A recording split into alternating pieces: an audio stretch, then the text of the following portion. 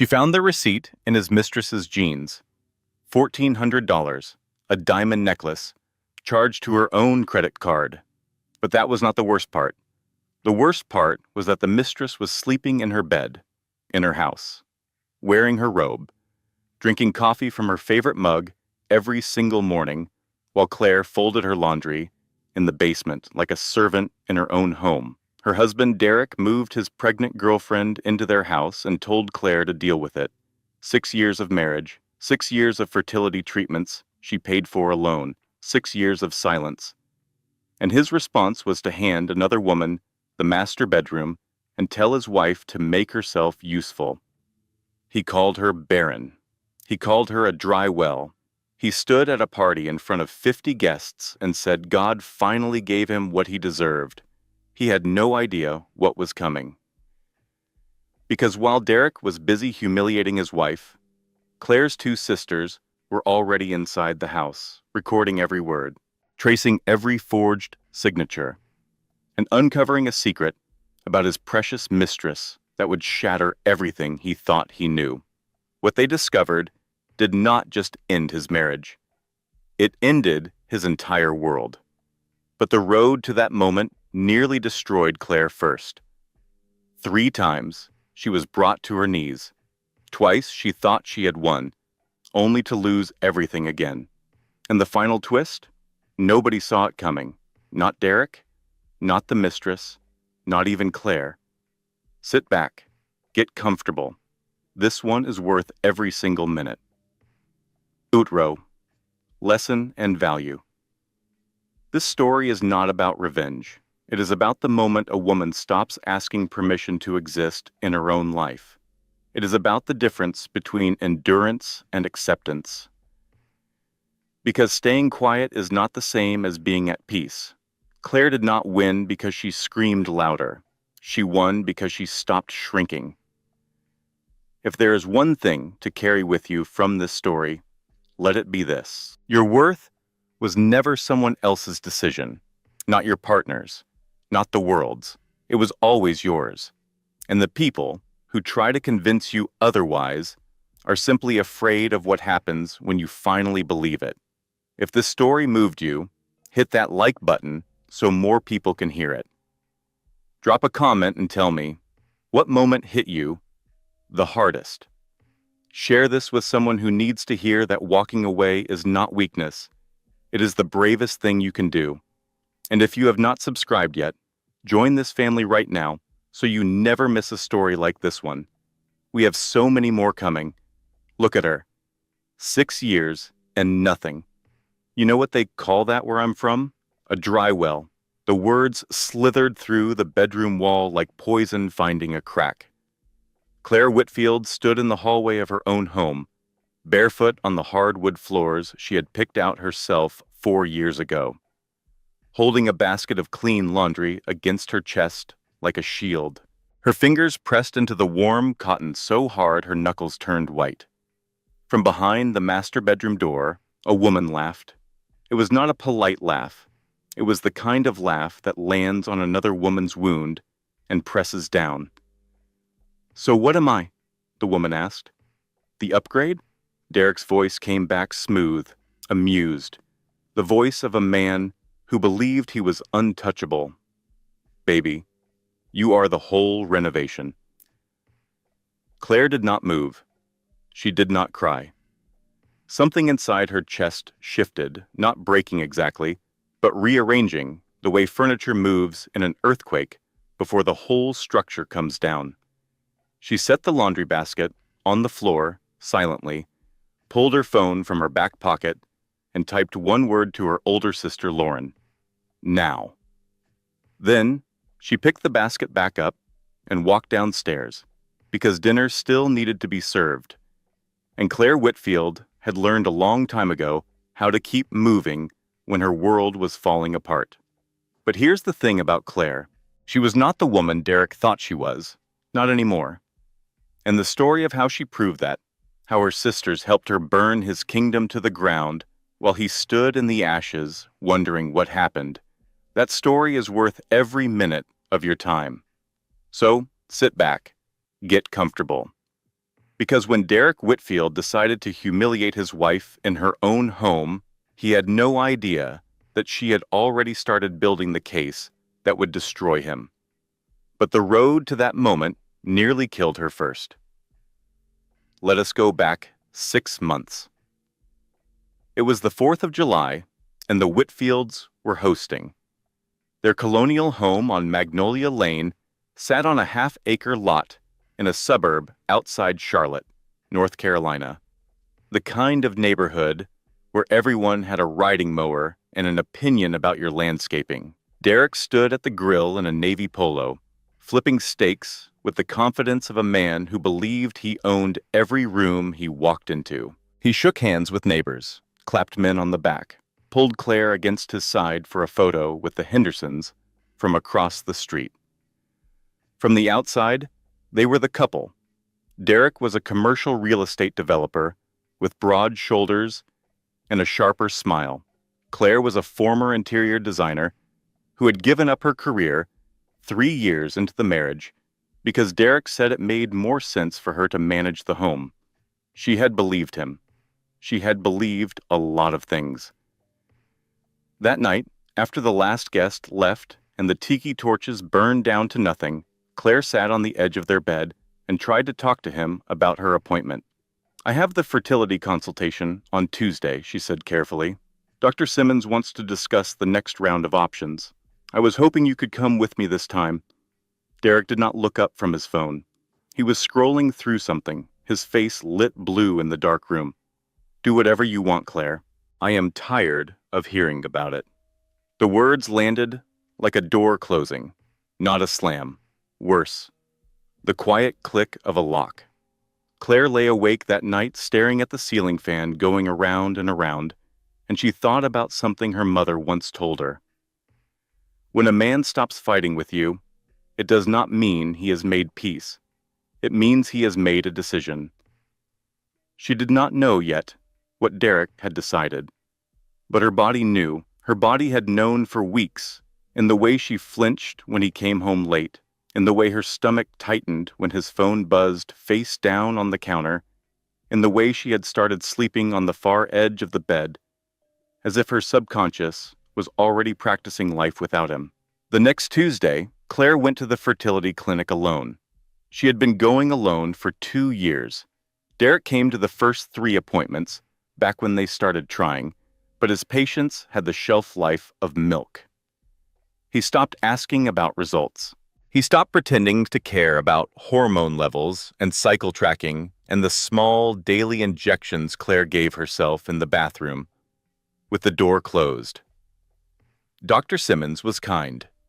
She had a calm voice and steady hands, and she never made Claire feel broken for something her body could not yet do. "Your numbers are actually improving, Claire," she said, reviewing the file. "I think IVF is a strong option for you.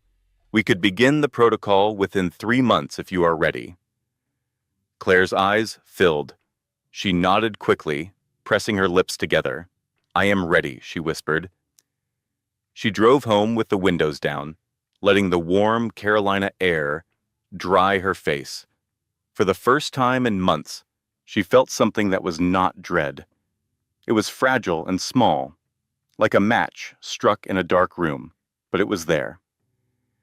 She decided she would not tell Derek. Not yet. Not until she had something concrete, something he could not dismiss or diminish. She would protect this one small flame from his indifference, that decision, that instinct to guard her hope from the man who should have been guarding it with her, would later save her life. Not literally, but in every way that mattered. 3 weeks later, Claire was in the kitchen preparing pot roast. It was Derek's favorite, and she had learned that food was sometimes the only language he still accepted from her. The house smelled like rosemary and garlic, and for a brief moment, standing at the stove with late afternoon light coming through the window, she felt almost normal. Then she heard 2 car doors. She wiped her hands on a towel and moved to the front window. Derek's black SUV was in the driveway. He was walking around to the passenger side, and he was helping a woman out of the car. She was young, maybe 27, blonde hair pulled into a loose ponytail, wearing a fitted sundress that showed what Claire's eyes processed before her brain could catch up. The woman was pregnant, visibly, undeniably pregnant. Claire's hand found the window frame. She gripped it. Her vision narrowed like she was looking down a long tunnel, and at the end of that tunnel was her husband walking toward the front door with another woman's hand in his. The door opened. Derek walked in first. He did not meet her eyes. He never met her eyes anymore when he was about to do something cruel. He had a tell, and his tell was avoidance. "Claire," he said, and his voice had the flat tone of a man delivering a memo. "This is Tiffany. She is carrying my child. She is moving into the guest room." The world stopped. Not dramatically, not with a soundtrack. It stopped the way a heart stops, silently, and the silence is the thing that kills you. Tiffany stepped inside and looked around the foyer with the kind of slow scan that appraises rather than admires. She ran a finger along the console table. "It is cute," she said, "a little dated, but cute." Claire could not speak.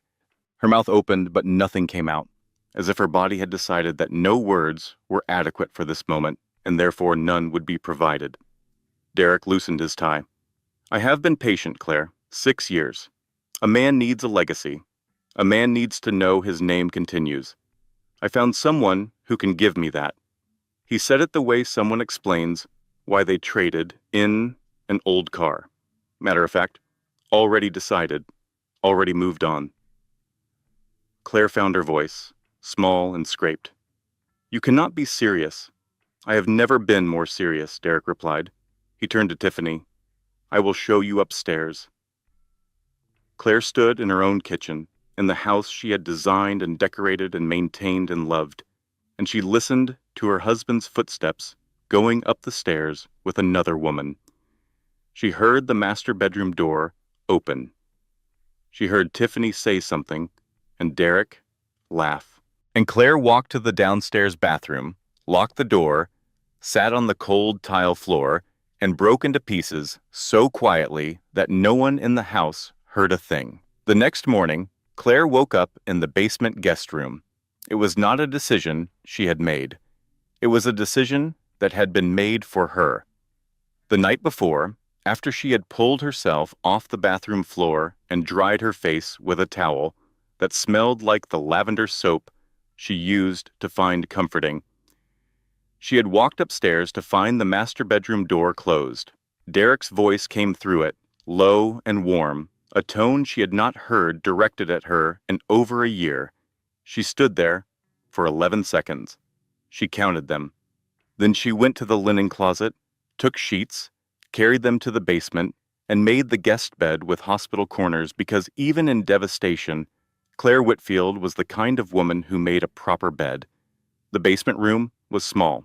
It had a window that looked out at ground level onto the backyard, and the view was mostly mulch and the bottom of the fence. There was a dresser, a nightstand, a lamp with a beige shade. It was the room they used for Derek's mother on her annual Thanksgiving visit. Now it was Claire's. She did not sleep that first night. She lay on her back and listened to the house settle around her. All the familiar sounds now foreign, like hearing your own name pronounced wrong. The first week established the pattern. Derek and Tiffany occupied the master bedroom. Tiffany redecorated within 3 days using Derek's credit card. New curtains, new throw pillows, a diffuser that pumped eucalyptus oil into the air that used to smell like Claire's perfume. Derek started treating Claire like a tenant who had overstayed a lease. He spoke to her only when necessary, and when he did, his voice carried the bored impatience of a man addressing staff. "Make sure there's enough food for 3 now," he told her on the second morning. "Tiffany has cravings. She likes those little pastries from the bakery on Oak Street. Claire stared at him. You want me to shop? For her? I want you to be useful, Claire. That is all I have ever wanted. Tiffany settled into the role of the house's new queen with a speed that suggested she had practiced. She rearranged the living room furniture. She claimed the good parking spot in the garage. She used Claire's favorite mug, the blue one with the chipped handle that Claire had bought on their honeymoon in Savannah. It was the mug that almost broke Claire. Not the bedroom, not the humiliation, the mug, because it was such a small, stupid thing. And Tiffany used it every morning with the casual entitlement of someone who believed she had already won. On the fourth day, Tiffany found Claire in the kitchen and set a basket of laundry on the counter. Can you make sure these are done by tonight? She asked, smiling the way a cat smiles at a bird that cannot fly. I am sensitive to certain detergents, so use the fragrance-free kind. Claire looked at the basket.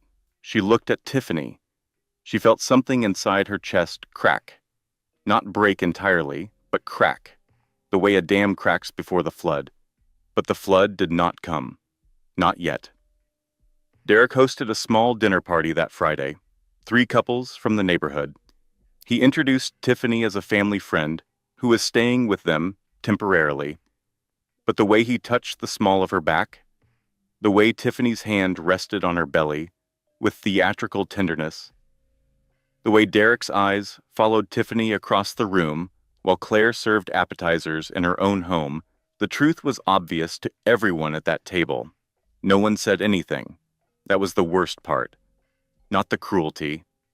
The silence of witnesses. One woman, Beth Henderson, from across the street, cornered Claire in the kitchen while she was plating dessert. Are you okay? Beth whispered, her face tight with the discomfort of someone who wanted credit for caring without the cost of actually helping. Claire smiled. It was the kind of smile that takes more effort than screaming. I am fine, she said. The crab dip turned out great. Did you try it? Beth nodded and retreated, conscience soothed, dessert in hand. That night, after the guests left and Derek and Tiffany retired upstairs, Claire sat on the basement bed and stared at her phone. The screen showed her contacts list. Lauren, Megan, Mom, 3 names, 3 women who would come if she asked. She had not called because she was ashamed. That is the thing about humiliation in a marriage.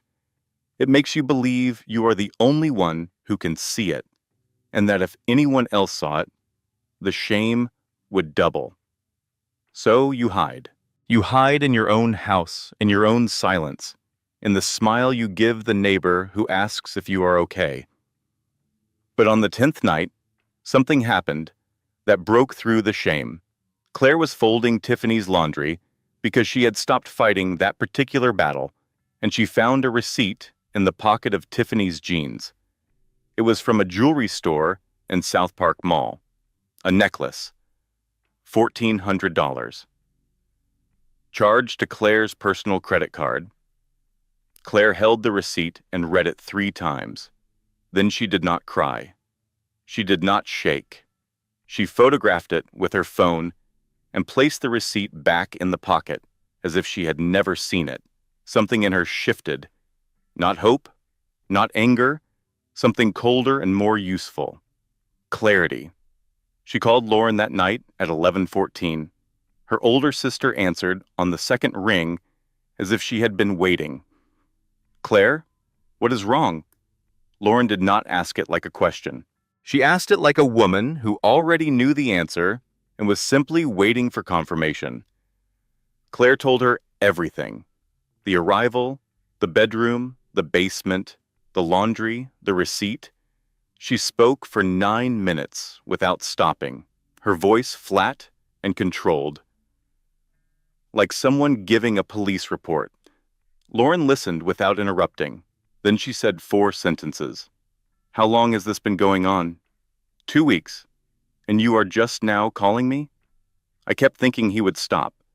Lauren's voice shifted into something Claire recognized. The professional register, the attorney voice, calm as a surgeon's hands. He will not stop, Claire. People like Derek do not stop. They escalate. I am calling Megan. We are coming this weekend. Do not tell Derek. Do not confront him. Do not change anything. Just wait for us. Claire exhaled like she had been holding her breath for 10 days. Okay, Lauren paused. One more thing. Is the house in his name or yours, Claire thought. Both, I think. He handled the paperwork.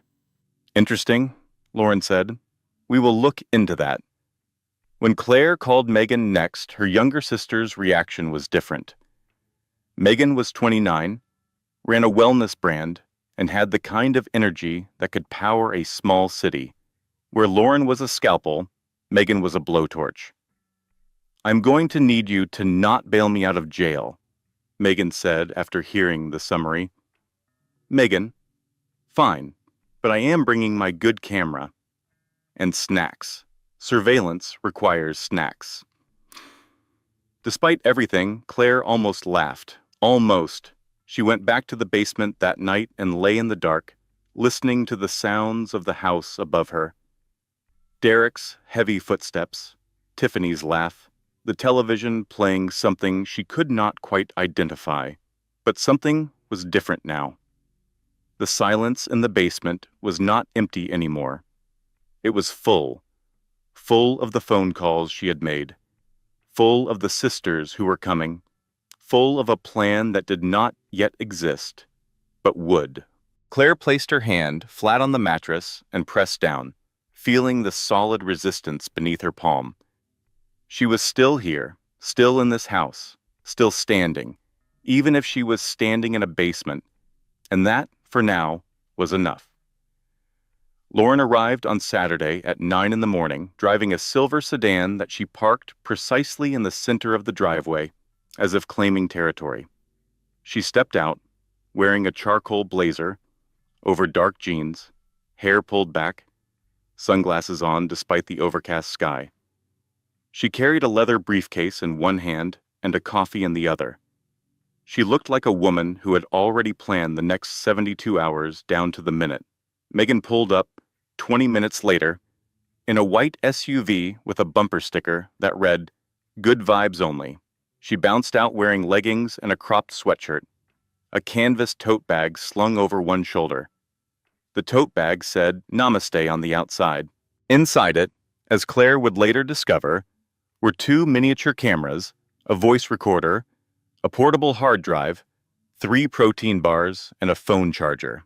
Derek opened the front door with the kind of smile he used at networking events, wide enough to look welcoming, tight enough to signal warning. Well, he said, the cavalry, do not worry, ladies. Your sister is being well taken care of. Lauren removed her sunglasses and looked at him the way she looked at opposing counsel. I am sure she is. Megan smiled sweetly. Oh, we can see that, she said. Her eyes moved past Derek into the house, already cataloging. Tiffany appeared at the top of the stairs in a silk robe, one hand resting on her belly, with the practiced grace of a woman who had learned that pregnancy was her most effective accessory. Oh, are these your sisters? She said, descending slowly. How sweet. Family support is so important during transitions.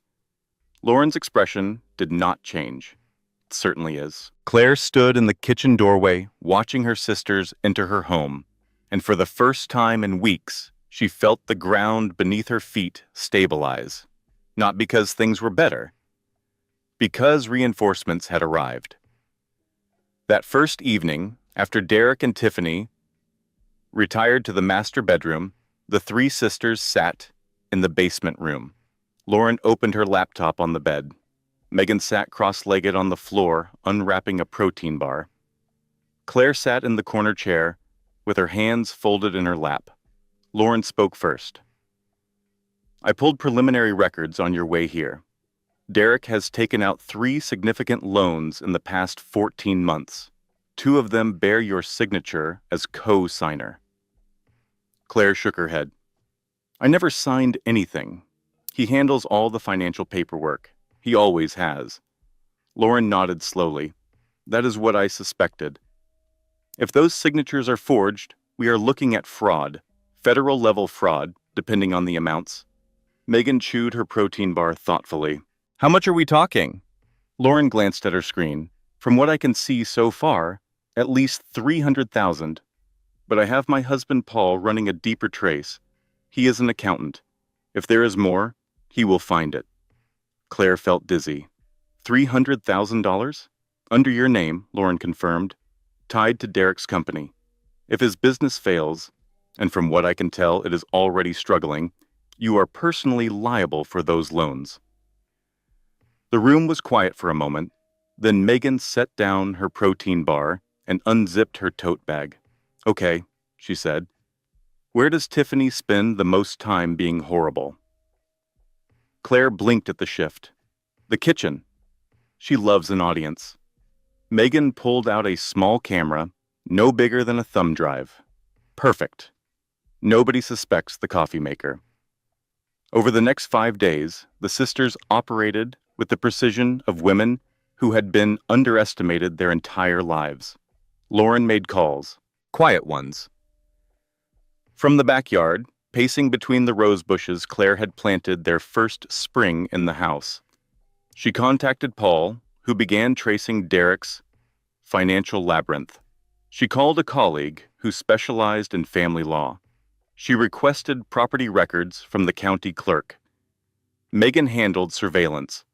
She placed one camera behind the coffee maker, angled to capture the kitchen island where Tiffany held court every morning.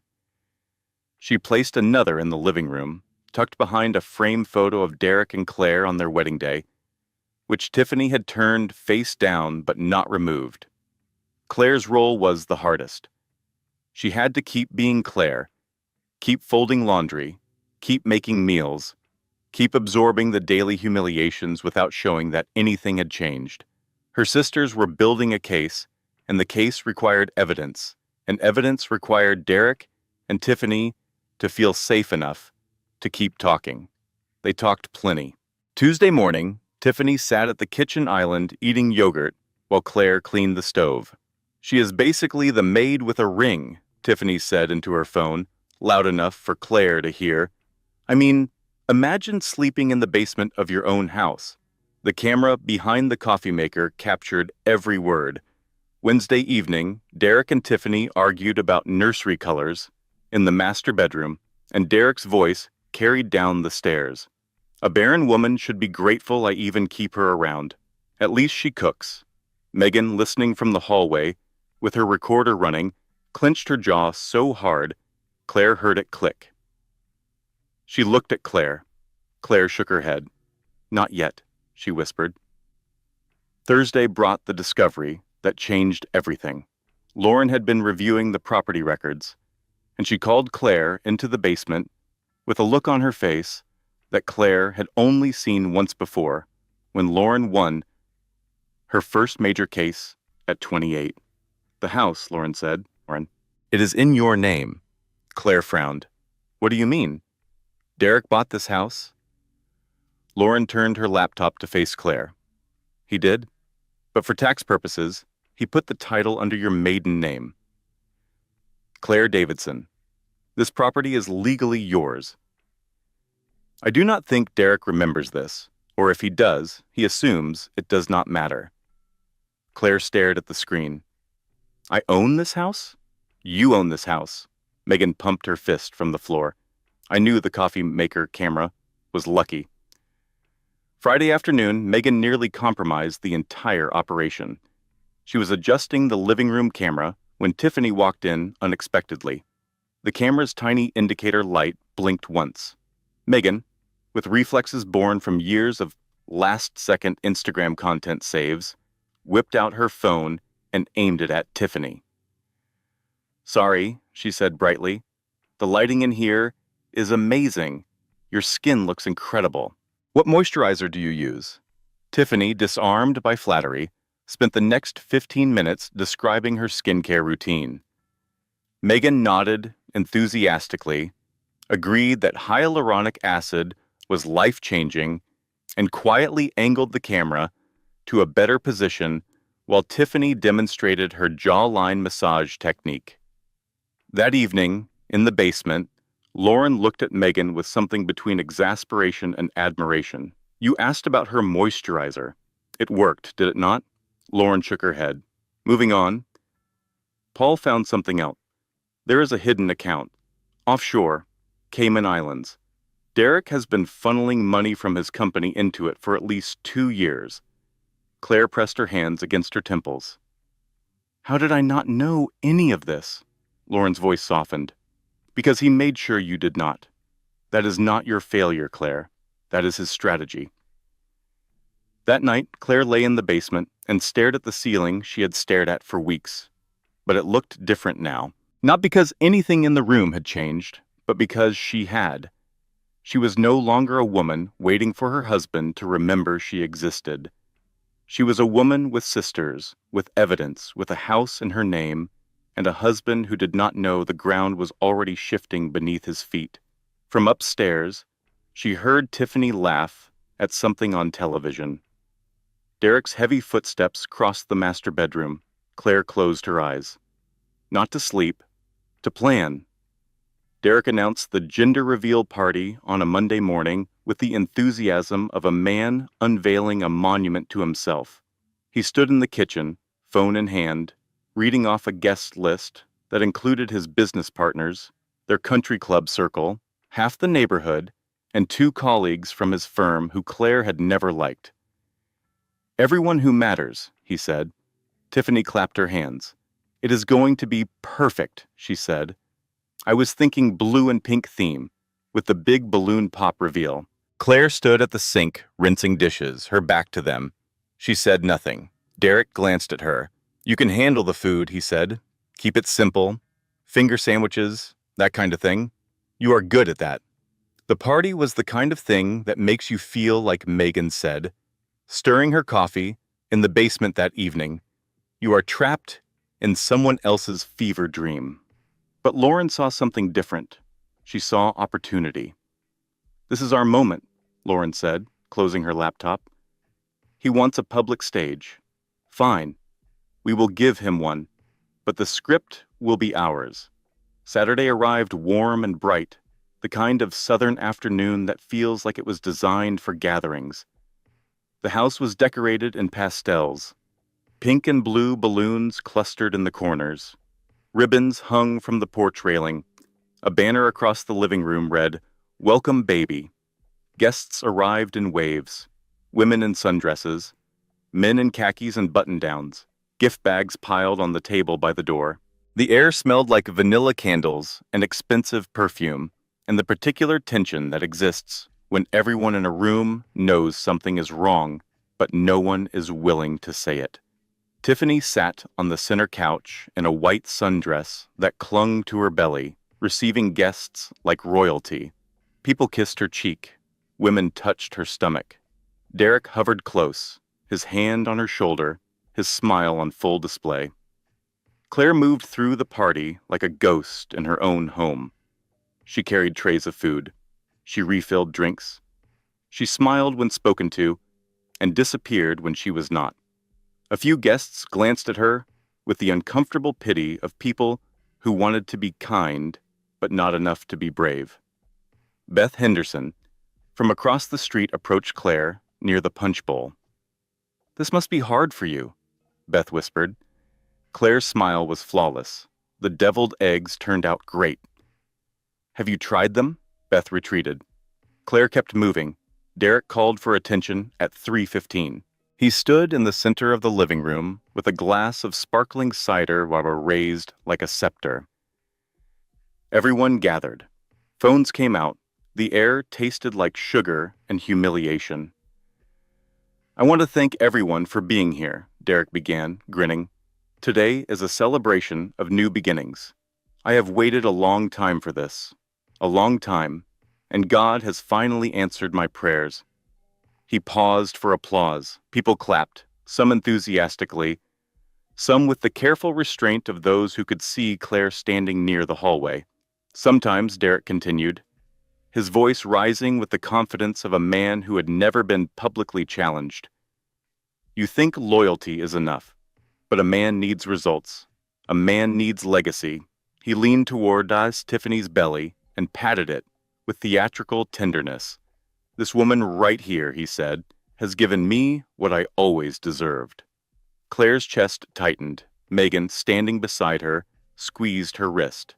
Lauren, positioned near the dining table, caught Claire's eye and gave a single, almost imperceptible nod. It was time.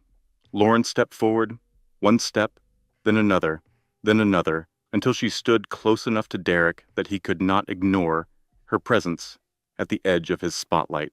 "Marcus," she said. Her voice was not loud. It did not need to be. It was the kind of voice that makes a room go quiet, because the room recognizes authority when it hears it. Derek's smile stiffened. His name was Derek, not Marcus, but something about Lauren's calm made him pause, as if he recognized the shift in power even before he understood it. "What is it?" he said, his tone already defensive. Lauren raised a slim folder. "Since you enjoy speeches," she said, "let us add some truth to this one." Derek scoffed. "Are you serious right now? Today is not about this." Lauren addressed the room with a polite smile. "Good afternoon, everyone. My name is Lauren Kessler. I am Claire's older sister, and I am also an attorney. I was not planning to speak today, but Derek has turned a private matter into a public performance. So we will respond in the language he seems to understand best. Documents." A ripple moved through the crowd. Someone set their drink down. A man in a gray blazer, Derek's business partner, Greg Holloway, shifted his weight uncomfortably. Tiffany sat up straighter on the couch. "Excuse me," she said sharply. "This is my party." Lauren did not look at her. She opened the folder. "Derek Whitfield," she began, her voice carrying with courtroom precision, "you are being presented today with evidence of fraud, forgery, and financial misrepresentation. These documents include proof that you forged your wife's signature on loan agreements, totaling over $300,000, and used her identity as collateral for your failing business." Greg Holloway went pale. He stepped forward. "Derek," he said, voice tight, "what is she talking about? You told me Claire co-signed those loans willingly." Derek's jaw flexed. "This is nonsense," he snapped. "This is a family dispute, and it has nothing to do with business." Lauren flipped to another page and held it out toward the guests. "This is one of the agreements," she said. "Claire's signature appears here. She did not sign it. We have handwriting analysis confirming the forgery and bank correspondence documenting irregularities in every transaction." Megan, who had been standing quietly near the dining table, stepped forward holding a small Bluetooth speaker. She set it on the coffee table gently. "We are not here to fight," Megan said. "We are here to end this." She pressed play. Tiffany's voice filled the room, bright and cruel and unmistakable. "She is basically the maid with a ring. Imagine sleeping in the basement of your own house." Then Derek's voice, low and smug. "A barren woman should be grateful I even keep her around. At least she cooks." A woman near the window covered her mouth. Someone whispered, "Oh my God." Greg Holloway took a full step backward, away from Derek, as if proximity might be contagious. Tiffany lunged for the speaker.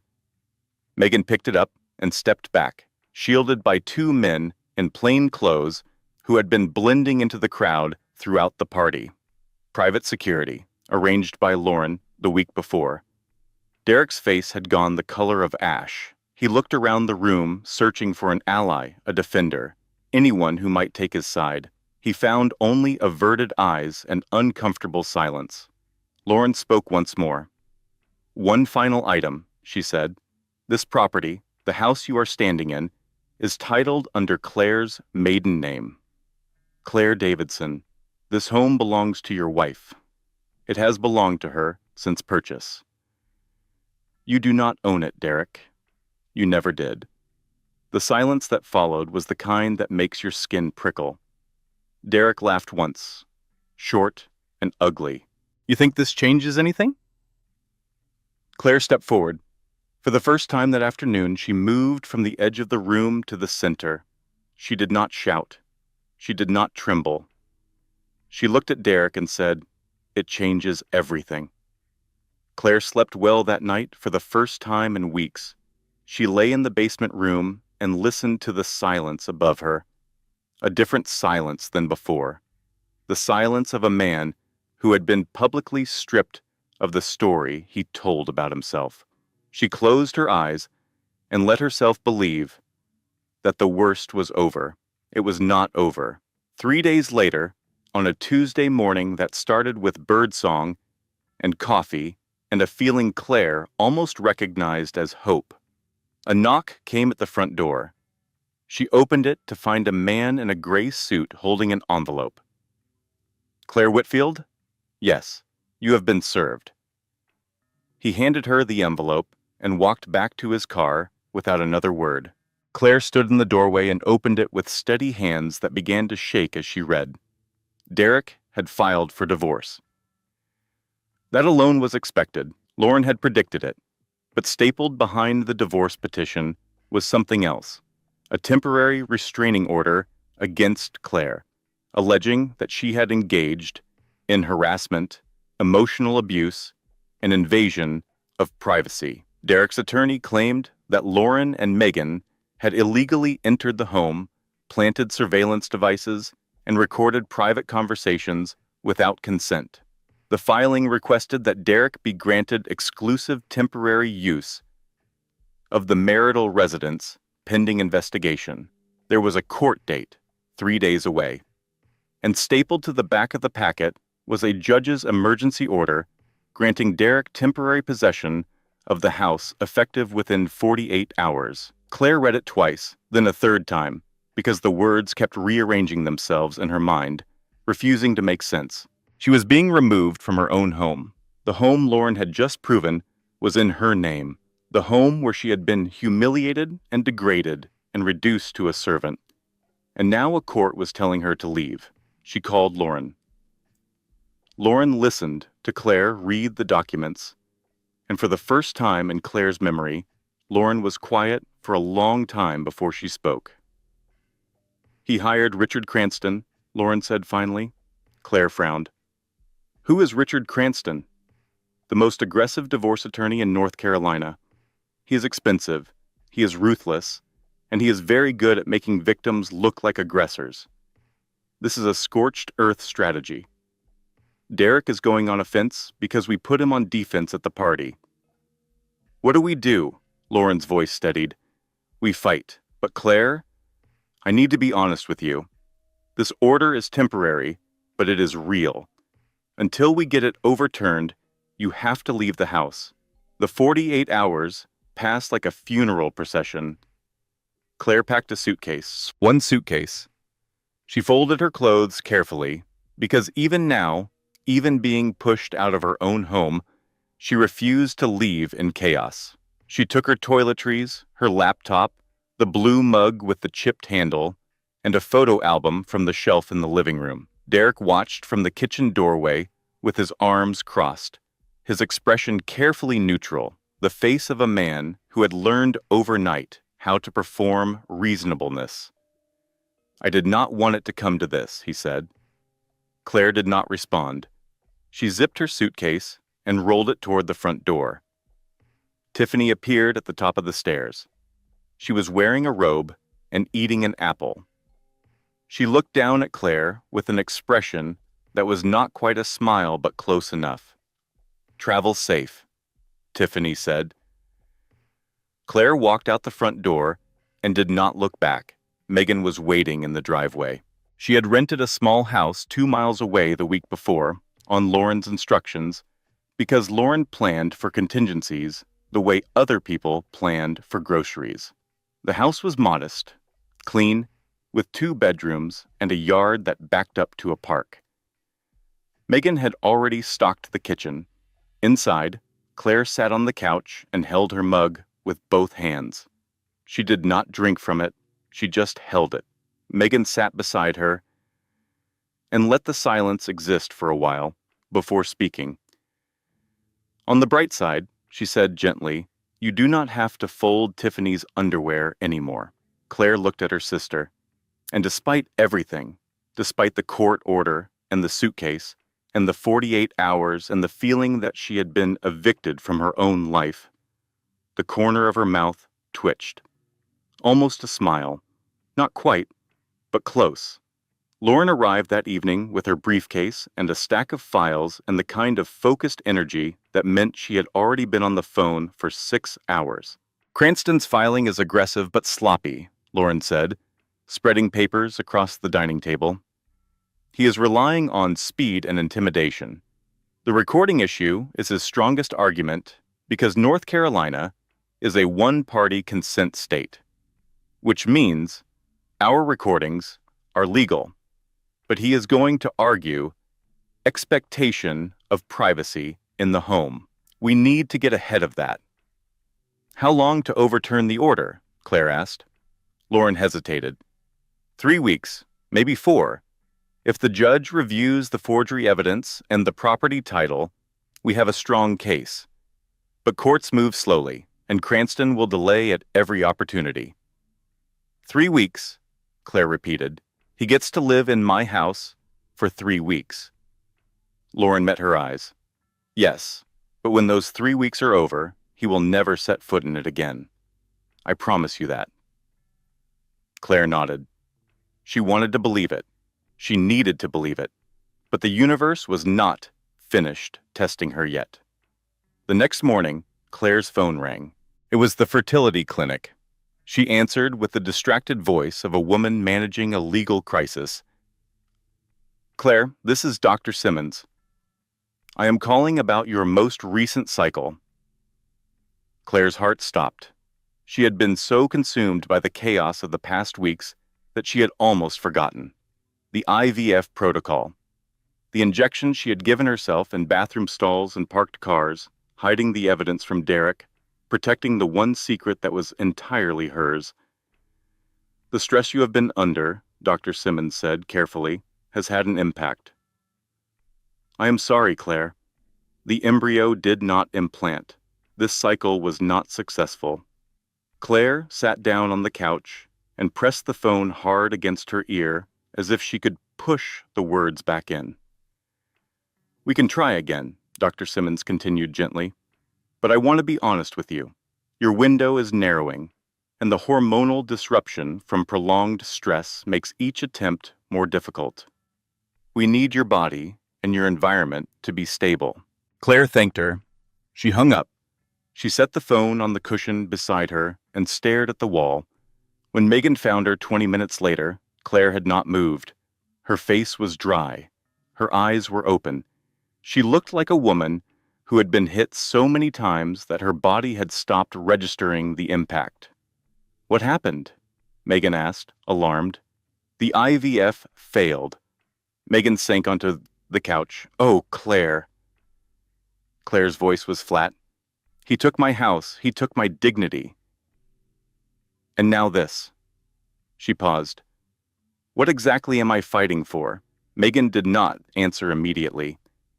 She sat with the question because it deserved that. Then she said, You are fighting for the woman you are going to be when this is over. She is worth it, Claire, even if you cannot see her right now. Claire closed her eyes. She was not sure she believed that, but she did not argue. The second blow came 4 days later, and it came from the direction Claire least expected. Greg Holloway, Derek's business partner, had been cooperating with Lauren since the gender reveal party. He had been horrified to learn about the forged loans, and he had quietly provided financial records that corroborated Lauren's case. He was, Lauren said, their strongest witness. On Thursday afternoon, Lauren called Claire with a voice that was carefully controlled, which Claire had learned meant trouble. Greg flipped, Lauren said. What do you mean? He recanted his cooperation. He submitted a sworn statement to Cranston's office saying that you were aware of and consented to all the loan agreements. Claire gripped the phone. That is not true. I know it is not true. But Derek got to him. I do not know exactly how, whether he threatened him or offered something, but Greg is now on Derek's side. Our strongest witness just became their weapon. Claire leaned against the kitchen counter. How bad is this? It is not fatal, Lauren said, but it hurts. Without Greg's testimony, we are relying entirely on the handwriting analysis and bank records. A good judge will still see the truth, but Cranston is going to use Greg's statement to create reasonable doubt. The third blow was the cruelest because it came from strangers. Derek's attorney leaked the recordings to a local news blog, not the full recordings. Selected clips, carefully edited, framed, under a headline that read, "Bitter wife and sisters secretly record pregnant woman in her own home." The story went live on a Friday. By Saturday morning, it had been shared 400 times. The comment section was a battlefield. This is so invasive. Pregnant women deserve privacy. Those sisters sound unhinged. Classic mean girl energy. Maybe the husband left for a reason. Just saying. People who had attended the gender reveal party were quoted anonymously. Most of them defended Claire, but their voices were buried under the louder, more outraged voices of strangers who had never met any of them and whose opinions were formed entirely by a headline. Someone left a note on Megan's car windshield. It said, "Mind your own business," in aggressive capital letters.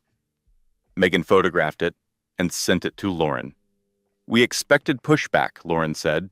"This is Cranston's playbook. He poisons the well of public opinion to pressure a settlement.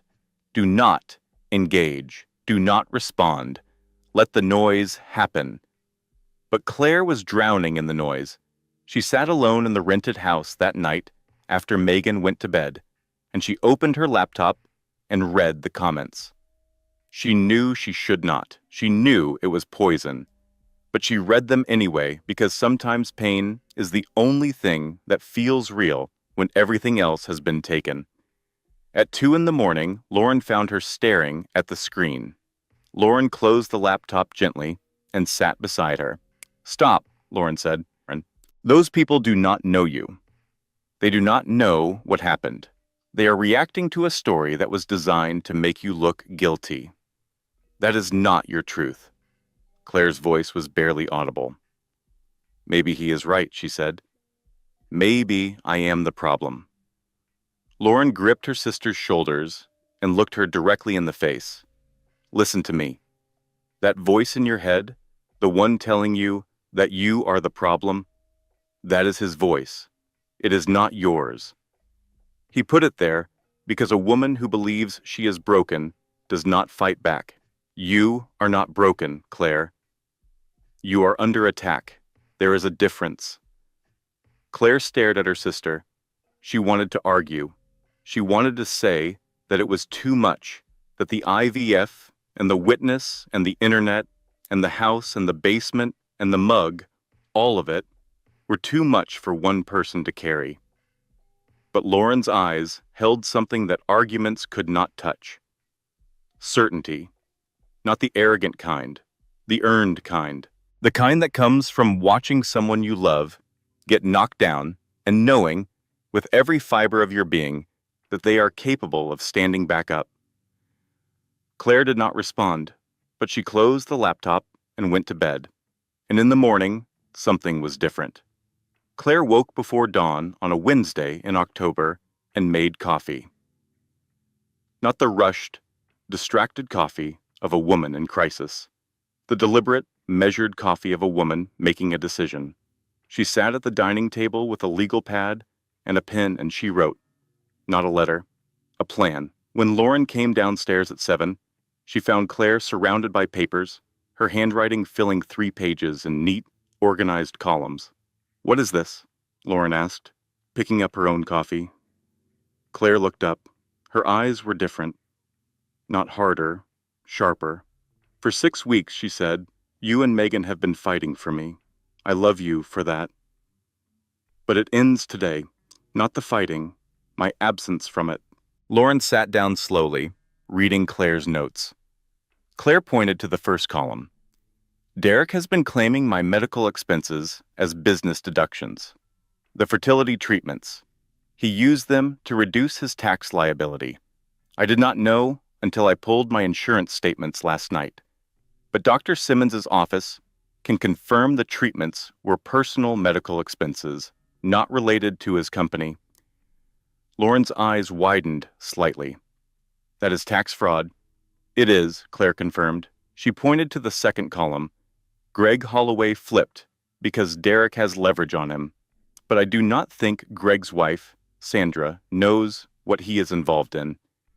She and I used to be friendly. We went to the same church group. I want to talk to her. Woman to woman? Woman to woman. Lauren considered this. It is risky. If Greg finds out first, he could coach her. Then I will go today, Claire said. She arrived at Sandra Holloway's door at 10 in the morning. Sandra unanswered in yoga pants and a confused expression. Claire, she said. I was not expecting you. I know, Claire said. May I come in? They sat at Sandra's kitchen table with cups of coffee that neither of them drank. Claire told Sandra the truth. All of it. The forged loans. Greg's initial cooperation. The flip. The sworn statement.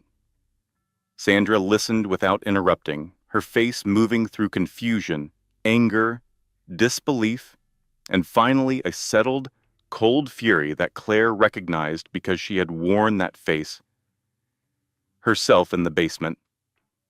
He told me he was not involved, Sandra said quietly. He told me Derek's problems were Derek's problems. They are, Claire said, but Greg signed documents too, and now he is lying under oath to protect Derek. I am not here to threaten you or Greg. I am here because you deserve to know the truth, the same way I deserve to know the truth about what was happening in my own home. Sandra stared at her coffee for a long time. Then she looked up with eyes that could cut glass. Thank you for telling me, she said. Claire left without asking for anything. She did not need to. That evening, Lauren's phone rang. It was Greg Holloway. His voice was tight and thin, the voice of a man whose wife had just restructured his understanding of consequences. I will recant the statement, he said. I will cooperate. My wife, he paused. My wife said she would leave me if I covered for that man one more day. Lauren allowed herself a small, professional smile. I will send the revised affidavit in the morning. Meanwhile, Claire had been going through her own email. For hours, thousands of messages going back 5 years, she was looking for something specific, something she remembered Derek saying once, a throwaway comment he had made about the loans that she had not understood at the time. She found it at 11:47 at night. An email from Derek to his accountant sent 18 months ago, CCing Claire on what he clearly assumed she would never read. The email said, Claire will not notice. She never checks the paperwork. Just use her signature from the mortgage closing and duplicate it. Same pen pressure, same angle. No one will question it. Claire read it 3 times, then she printed it. Then she walked into Lauren's bedroom and placed it on the nightstand. Lauren picked it up, read it, and looked at Claire with an expression that was not quite pride but close. That is the smoking gun, Lauren said. I know, Claire replied. Megan, who had appeared in the doorway rubbing her eyes, read the email over Lauren's shoulder. She let out a low whistle. He literally emailed his crime, Megan said, to his accountant, with your name in the recipient field. Not his finest moment, Lauren agreed. Can you imagine, Megan continued, being dumb enough to commit fraud and then create a paper trail? It happens more often than you would think, Lauren said dryly. Claire stood in the doorway and felt something she had not felt in a very long time. Not victory, not yet, but the quiet, electric certainty that comes when you realize you have been holding the weapon the entire time and simply did not know it. "One more thing," Claire said. "Megan, I want to make a video." Megan raised an eyebrow. "Not dramatic, not angry, just me telling the truth. The blog story made me look like the villain. I want people to hear my voice." Megan nodded slowly. A thread of recognition passed between the sisters, the understanding that Claire was no longer the woman who had called them from a basement. She was not even the woman who had stood silently at the gender reveal. She was someone new, someone forged by everything she had survived, and she was ready to speak. They filmed it the next morning. Claire sat in the living room of the rented house, dressed simply. No makeup performance, no dramatic lighting. She spoke directly to the camera for 4 minutes. She stated facts: the marriage, the infidelity, the mistress in her home, the forged loans, the eviction from her own property. She did not cry. She did not raise her voice. She spoke with the steady calm of a woman who had stopped needing anyone to believe her and started needing only to be honest. "My name is Claire," she said at the end. "I am not telling you this for sympathy. I am telling you because someone tried to silence me, and silence is the only thing I refuse to give him." Megan posted it that afternoon. Within 48 hours, it had been shared 11,000 times. The comment section reversed like a tide. "I am so sorry this happened to you. Those sisters are incredible." He emailed his own crime? What an absolute fool. Public opinion shifted, not because Claire performed pain, because she told the truth without decoration, and the truth, it turns out, does not need a soundtrack. The court date arrived on a cool November morning. Lauren wore her best suit. Megan carried a backup battery for her phone and 2 granola bars. Claire wore a navy dress she had bought the day before, not because she cared about impressing the judge, but because she wanted to feel like herself for the first time in months. Derek sat on the opposite side of the courtroom with Richard Cranston, who was exactly the kind of attorney Lauren had described: expensive suit, aggressive posture, the practiced calm of a man who earned his living making other people uncomfortable. The judge was a woman in her 60s with reading glasses and an expression that suggested she had heard every version of every story and was no longer interested in theater. Lauren presented the case methodically. The forged signatures, the handwriting analysis, the email from Derek to his accountant, Greg Holloway's revised testimony, the property title and Claire's maiden name, the bank records showing unauthorized transfers. The recordings, which Lauren argued were legal under North Carolina's one-party consent statute. Cranston fought every point. He questioned the recording's admissibility. He challenged the handwriting analysis. He painted Claire's sisters as meddling instigators who had violated Derek's privacy. He was skilled, and there were moments when his arguments landed with enough force to shift the energy in the room. But Lauren had something Cranston did not. She had the truth, and she had the email where Derek literally described how to forge his wife's signature.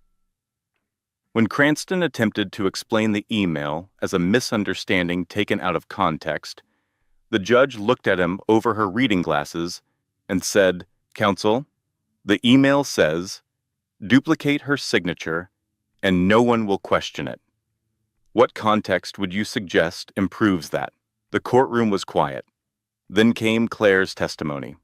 Lauren had prepared her, but she had also told Claire something important the night before. "Do not perform," Lauren said. "Do not try to make them feel sorry for you. Just tell them what happened." Claire took the stand and spoke for 12 minutes. She described the day Tiffany arrived: the basement room, the laundry, the mug, the baby shower where her husband called her barren in front of 50 people, the loans she never signed, the IVF she was undergoing alone because her marriage was too unsafe to share her hope. She spoke with the kind of calm that only comes from having already survived the worst version of the story. Her voice did not waver. Her hands were still. She looked at the judge, not at Derek, because Derek was no longer the audience that mattered. Then she turned and looked at him anyway. "I was undergoing IVF, Derek," she said.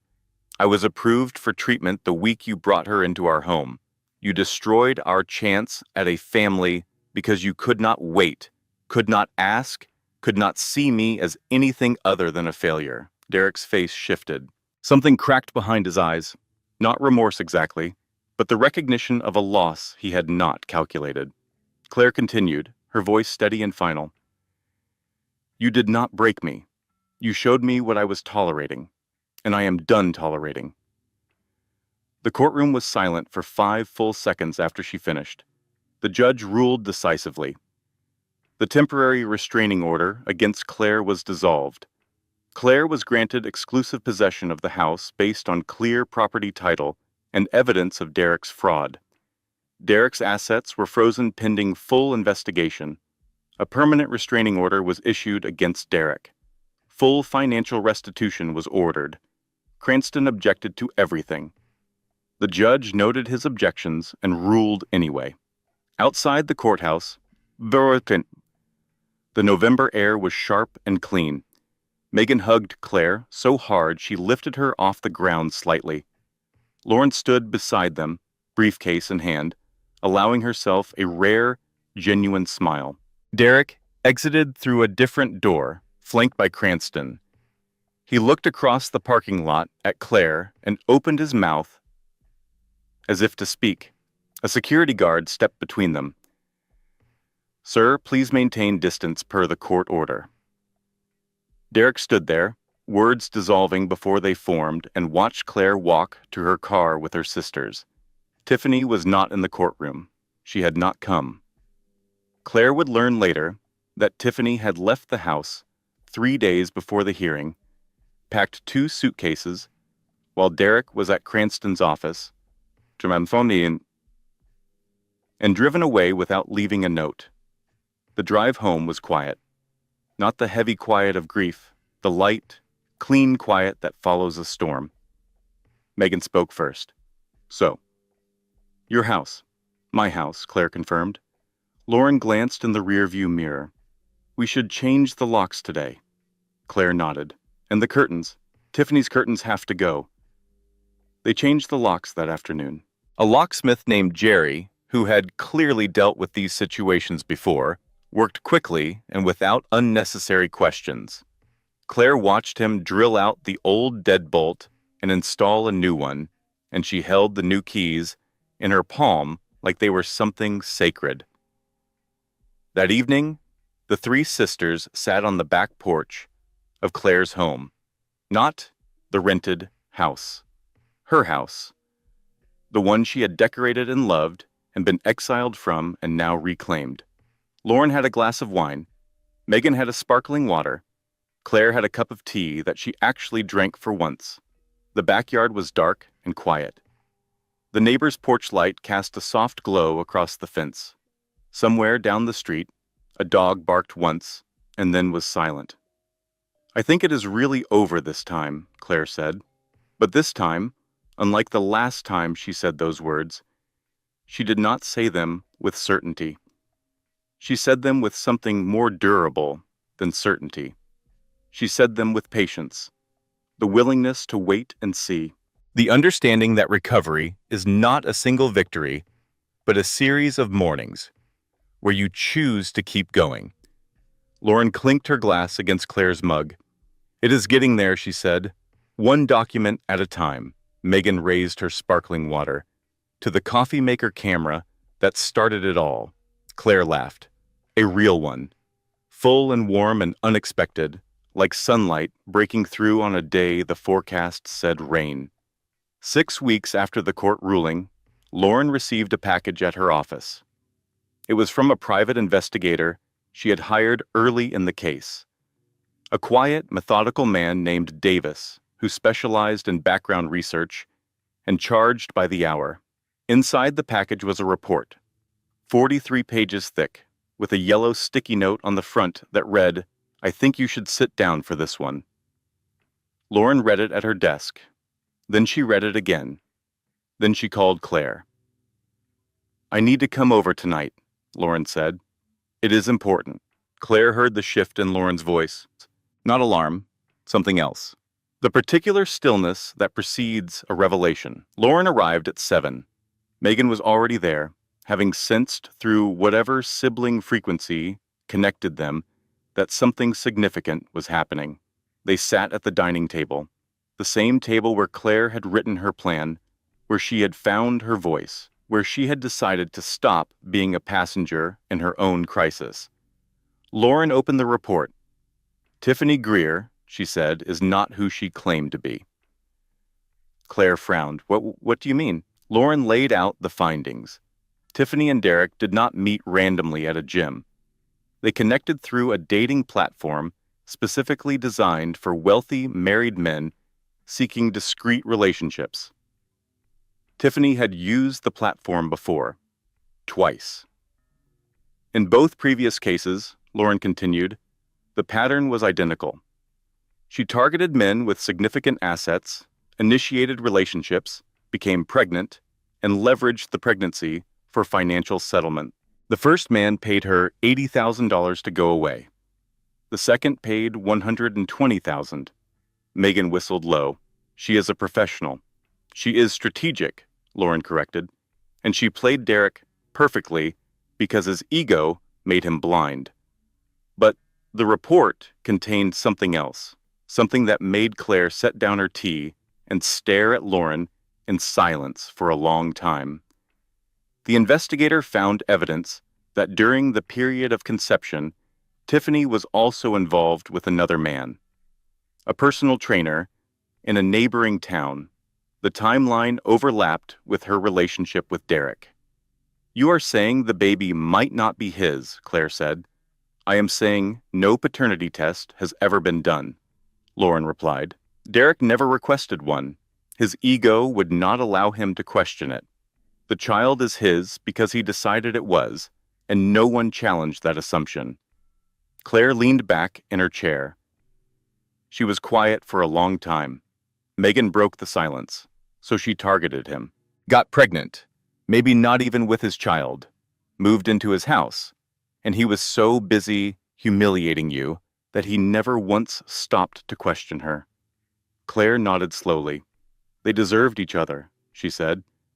"But the baby did not deserve any of it." "No," Lauren agreed. "The baby did not." "Do we use this?" Claire asked. Lauren considered. "We hold it. It is leverage if we need it during the financial proceedings. But I do not think we need to deploy it now. Derek's fraud case is moving forward independently. His assets are frozen. Cranston dropped him as a client last week because Derek could not pay the retainer." Megan's eyebrows rose. "Cranston dropped him?" "Lawyers have bills too," Lauren said. That evening, after Lauren left, Claire sat alone in the living room. The house was quiet, not the oppressive quiet of the basement, the gentle quiet of a space that belonged to her. She thought about Tiffany, not with anger, not with satisfaction, but with the distant, weary recognition of a woman who understood that cruelty rarely traveled alone. It brought company. It brought complications. It brought children who did not ask to be born into chess games. Then came an unexpected visitor. 3 days later, on a Saturday afternoon, Claire answered her door to find her mother standing on the porch. Janet Whitfield was 64 years old, silver-haired, and had the kind of face that looked gentle until you tried to argue with it. She wore a blue cardigan and carried a casserole dish because Janet Whitfield believed that all serious conversations should begin with food. Claire stared at her. "Mom." "I did not know you were coming." Janet stepped inside without waiting for an invitation. "I brought chicken casserole," she said. "And the truth, both are overdue." They sat at the kitchen table. Janet served the casserole. Claire waited. "Your father?" Janet began, and then stopped. She pressed her lips together, composing herself. "Your father did something similar to me. When you girls were young, there was a woman.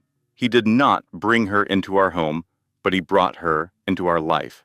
I found out, and I stayed." Claire set down her fork.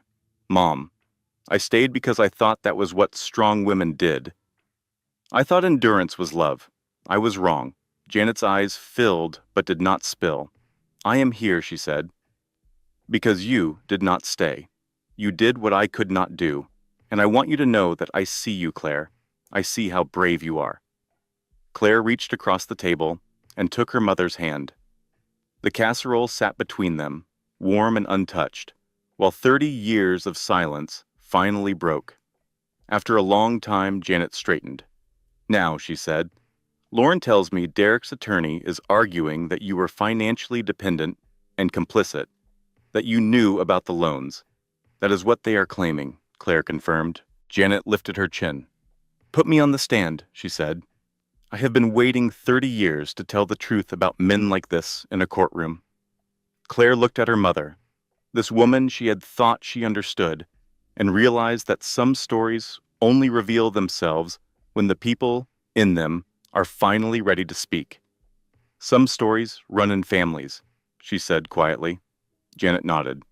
"They do, but so does the courage to end them." The final hearing was not dramatic. It was thorough. Lauren presented evidence with the precision of a woman who had been preparing for this her entire career.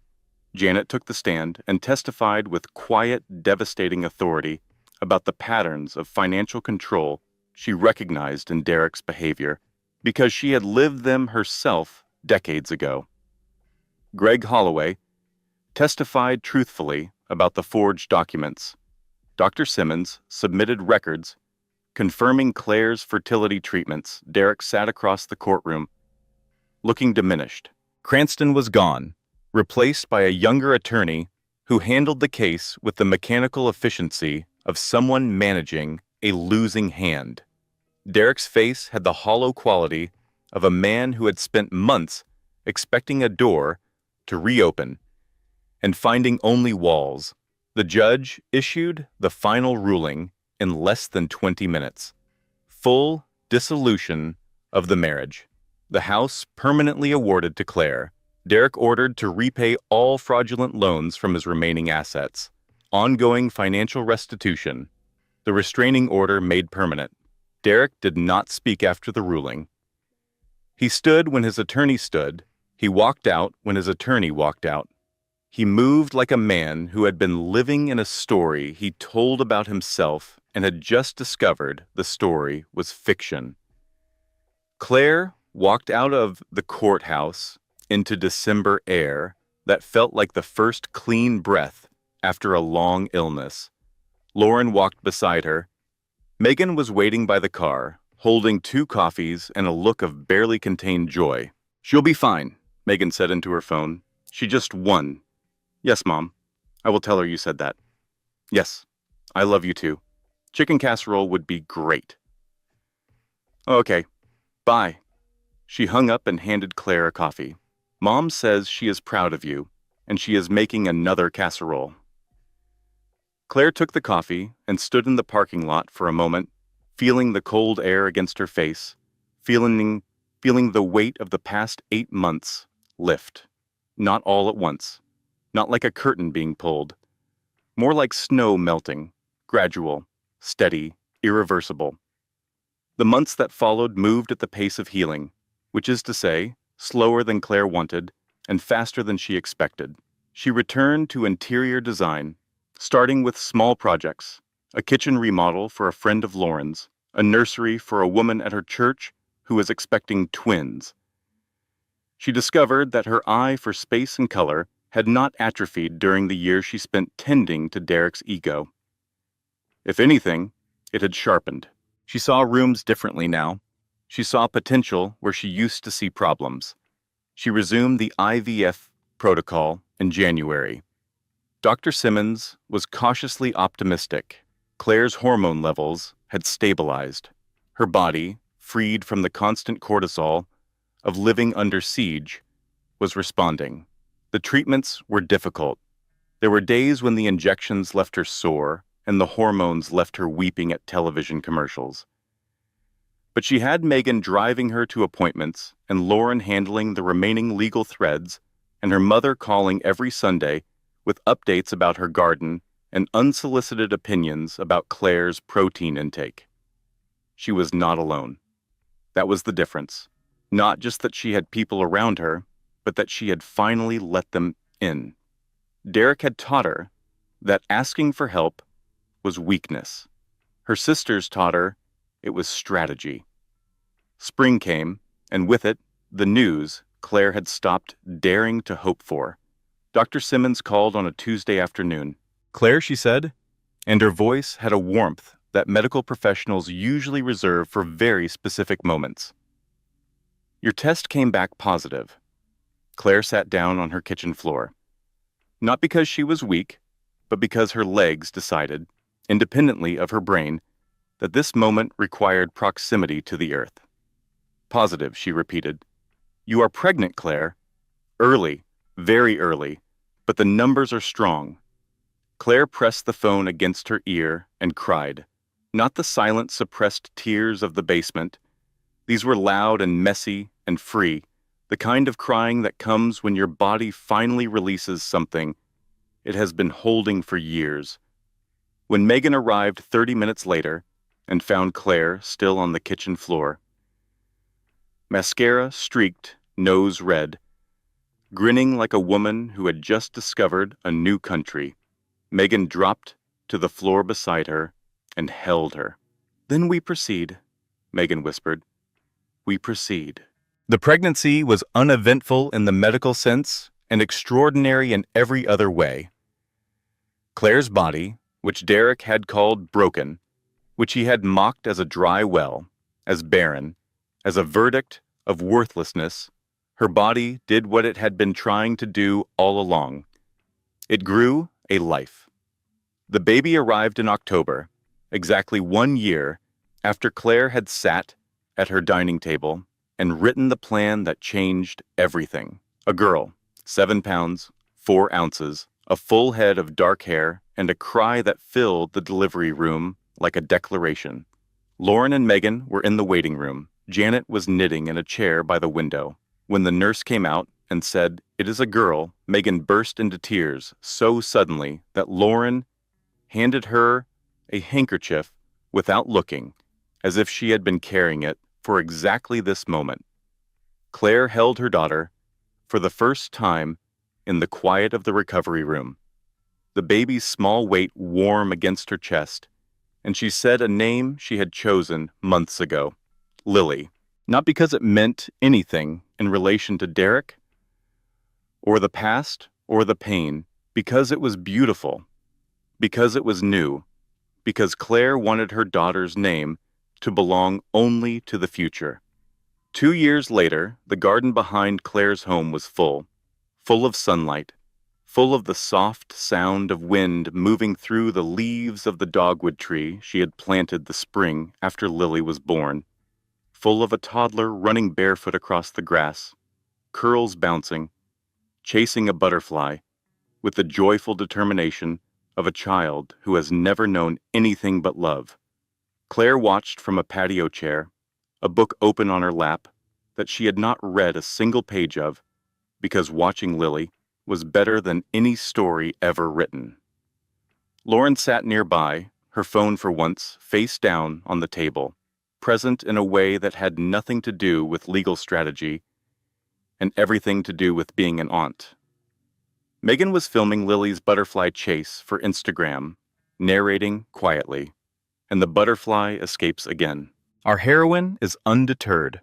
Janet rocked gently in a chair by the back door, knitting something yellow, her face soft, with the particular piece of a woman who had lived long enough to see her family break apart and come back together in a shape that was stronger than before. "You did it," Megan said, setting her phone down. Claire shook her head. "We did it." Lauren looked up. "Absolutely. No one walks out of a fire alone." Lily ran to Claire and climbed into her lap, small hands grabbing her cheeks. "Mommy," she said, beaming. Claire kissed her daughter's forehead and held her close, breathing in the smell of grass and sunscreen and childhood. And she did not think about Derek. She did not think about the basement, or the mug, or the baby shower, or the courtroom. She thought about nothing at all, which was its own kind of miracle, because for years her mind had been a room full of noise, and now it was quiet. It was a Saturday in May when Claire ran into Derek at the grocery store. She was in the produce section, picking avocados for Lily, who had recently decided that avocados were the only acceptable food and all other options were personal insults. She did not notice him at first. He was standing near the bread aisle, thinner than she remembered, wearing a shirt that did not quite fit the way his old life used to fit him. His face had aged in the way that happens when regret becomes a permanent resident. When he saw her, he froze. She felt his eyes before she saw him, that prickling awareness that comes from years of learning to track a person's moods for survival. "Claire," he said. "Derek?" He looked at the avocados in her hand, then at her face, searching for the old softness, the old compliance, the old Claire who would have asked him how he was doing and meant it. "You look well," he said. "I am." He swallowed. His eyes flicked around the store like a man afraid of witnesses to his own smallness.